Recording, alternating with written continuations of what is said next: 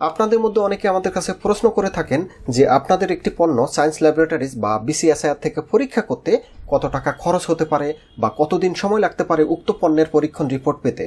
তো এর উত্তর হচ্ছে, আপনার পণ্যটি আপনারা কোন টেস্ট প্যারামিটারে পরীক্ষা করতে চাচ্ছেন সেই টেস্ট প্যারামিটারের উপর ডিপেন্ড করে কিন্তু আপনাদের পরীক্ষণ ফি, একই সাথে কতদিন সময় লাগবে সেই ব্যাপারটি নির্ধারিত হয়ে থাকে।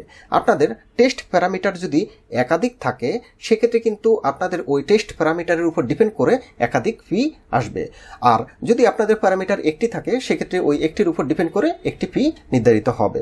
সুতরাং আপনাদেরকে কিন্তু পূর্বে থেকেই ঢালাওভাবে বলা যাবে না যে একটি পণ্য পরীক্ষা করতে এত টাকা খরচ হতে পারে।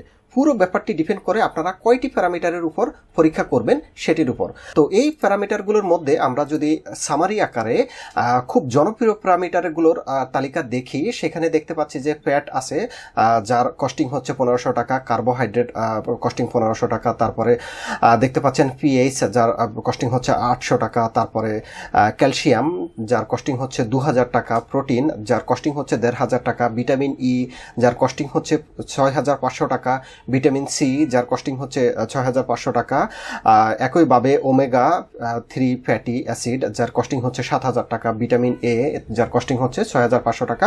তো এই প্যারামিটারগুলো একটু বেশি প্রচলিত। আর যদি আপনাদের এর বাইরে দরকার হয় সেক্ষেত্রে আপনারা এই ইউআরএল থেকে আপনারা এখান থেকে আপনাদের প্যারামিটারটি নির্ধারণ করে আপনারা কস্টিংটি জেনে নিতে পারবেন এবং কতদিন সময় লাগবে সেটি জেনে নিতে পারবেন। তো এই ব্যাপারে যদি আপনাদের কোনো সহযোগিতার প্রয়োজন হয় সেক্ষেত্রে আপনারা কমেন্টে আপনাদের প্রশ্নটি করবেন, আমরা উত্তর দেওয়ার চেষ্টা করব। ভিডিও দেখার জন্য সবাইকে ধন্যবাদ। আল্লাহ হাফেজ।